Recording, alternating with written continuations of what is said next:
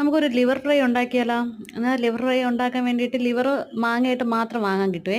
അത് വാങ്ങി വൃത്തിയായിട്ട് കഴുകി നന്നായിട്ട് കഴുകിയെടുത്ത് വെള്ളം തോന്ന് അതിനുശേഷം വെളുത്തുള്ളി, ഇഞ്ചി, പച്ചമുളക് അരച്ച് പേസ്റ്റ് ചെയ്ത് മഞ്ഞൾപ്പൊടി, കുരുമുളക് പൊടി, മുളക് പൊടി, ഉപ്പ്, അതിൻ്റെ കൂടെ നമ്മൾ അരച്ച മിക്സും കൂടി ചേർത്ത് നന്നായിട്ട് ഇളക്കി കുറച്ച് നേരം റെസ്റ്റ് ചെയ്യാൻ വെക്കണം.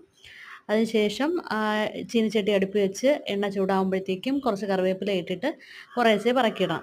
കുറേശ്ശെ പറക്കിയിട്ട് നന്നായിട്ട് മൂത്ത് കിട്ടുമ്പോഴേ ആ ഒരു ടേസ്റ്റ് കിട്ടത്തുള്ളൂ. ഇല്ലെങ്കിൽ ലിവർ നമ്മൾ പിടിക്കുമ്പോഴത്തേക്കും നന്നായിട്ട് ഇങ്ങനെ പിതുങ്ങും. അപ്പോൾ അത് നന്നായിട്ട് മൊരിഞ്ഞ് കിട്ടിയാലേ ടേസ്റ്റ് ഉള്ളൂ. നന്നായിട്ട് മൊരിച്ചെടുത്ത് കഴിക്കാം.